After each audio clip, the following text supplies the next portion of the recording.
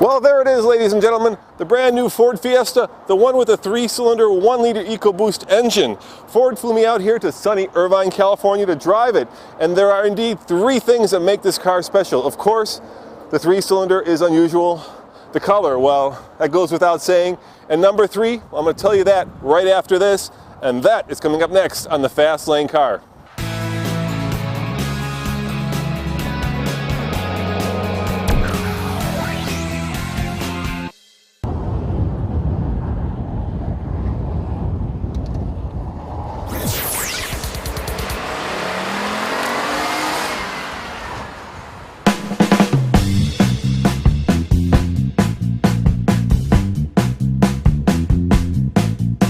So here's what I think makes this car so special.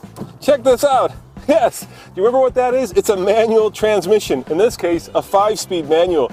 At a time when even Porsche is moving away from manual transmission, Ford has the cojones to roll out a small car with a 3-cylinder turbocharged engine that's only available in a 5-speed manual. And in my book, that is way cool and way fun.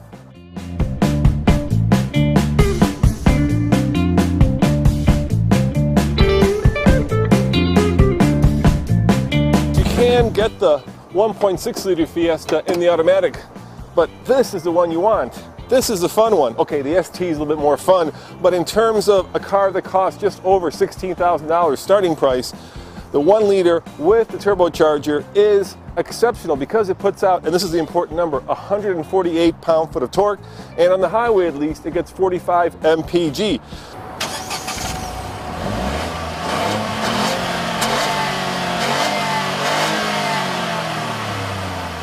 Ford calls this engine tiny but mighty. So the question is it tiny but mighty?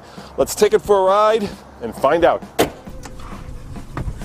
So here are some fun facts that Ford kindly provided. Did you know that this engine has more power per liter than the Lamborghini Aventador? It gets, as I said before, 45 miles mpg on the highway. It also weighs 215 pounds and it fits inside of a briefcase that somebody actually brought onto a plane, which is all well and good, but you know what? Let's see really what counts, and that's how it drives. So let's start this guy up.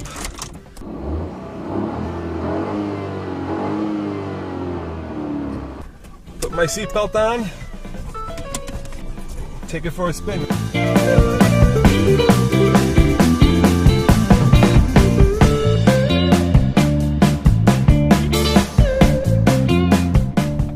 Alright, there are a few minor niggles that I found driving this car in Irvine.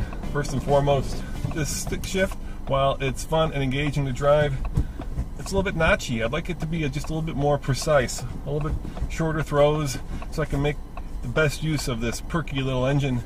Europeans have had 3 cylinders for a long time, but here in America it's very unusual, and one of the reasons, I guess, is because obviously we've always had big cars, so 3 cylinders weren't absolutely powerful enough. The other issue with 3 cylinders is balancing them. How did you solve that problem? So it doesn't shake, it doesn't vibrate the car. So I think what you are going to see in the industry is a lot more 3 cylinders coming through because of the great fuel efficiency, and now with the EcoBoost technology you can also get the performance. But on the balancing, so typically in a 3-cylinder there is an outer balance which would rock the engine and could go through to the customer. Typically that's counteracted by a balance shaft. We didn't want to put a balance shaft in because that's more weight, it's more friction, it's cost to the customer. So we came up with an innovative solution. We put some outer balance on the front hub here. You can maybe see it here, and also on the flywheel.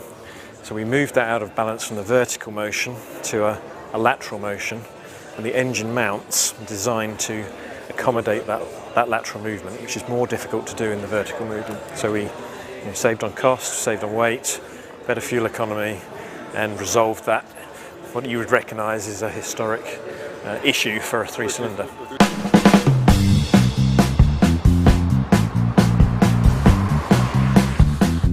I've got a little bit of a straightaway here, right by the Ford headquarters, so let's see just how feisty and perky this is. All right, that's accelerating full on, 0 to 30, and there's 30. So 60, that's your best guess, but we'll have to wait till we get to Colorado to give it a full TFL car test. I guess I'm wondering, with such a perky and fun and engaging car, why you'd want to get the 1.6 liter. I know why you'd want to get the Fiesta ST, because of course that is the hot rod of the bunch. But if it were my money, I'd certainly go for this little turbo, because 45 mpg on the highway is a very good number. And let's face it, there's just something cool and fun about small little cars with small little engines that have turbos about the size of a quarter. Really, that's about the size of this turbo. It's about the size of a quarter. Inside the Fiesta, it's sort of a mixed bag. Some of the materials are elegant and expensive, while some are rather inexpensive. The central console is a little bit fussy for my taste, but it's also somewhat funky in a yuppie sort of European way. No, I am not going to get in. I'll leave that to Nathan. But once upon a time, cars in this segment were small little people movers. You know, the Fit, the Yaris, these were all urban little cars. The Fiesta, on the other hand, is grown. It's very, very roomy. In fact, the seats fold down. You can easily get 2 golf bags in here. And if you got the hatchback, well, that's even more useful, because you could fit, well, anything you buy at IKEA into the back, especially if it's something European and small. But very roomy indeed.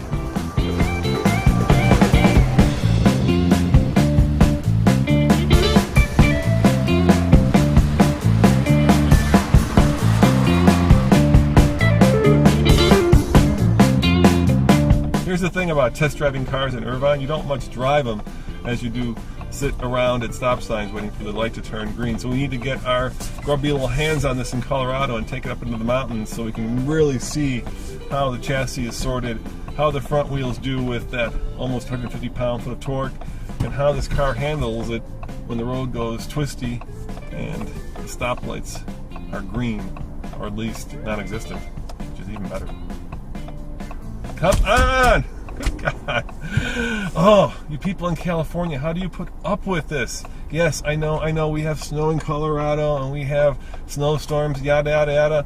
But my God, I've been sitting at this light now for a minute. Finally, there it goes. Jeepers creepers. No wonder this is such a car culture. You spend so much time just sitting at stoplights, you have to do everything in your car. Are there drive-through haircut places here? From a design standpoint of view, this Fiesta is of course very European, and that's because it's identical to the European model. In fact, you can get it in the sedan and in the hatchback. This particular one also heralds the new front end on the Fiesta. If you take a hard look, you might see some subtle differences, but I think you'd have to put the new model up against the old model to really tell the difference.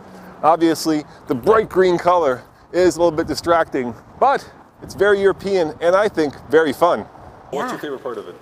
I think especially with this vehicle, with the 1 liter EcoBoost, it's both an increase in performance as well as an increase in fuel efficiency, which you normally wouldn't think you would get both, but the EcoBoost technology in the Fiesta gives you both. So it's a super fun car to drive, but it gets you great gas mileage. What will the starting price be?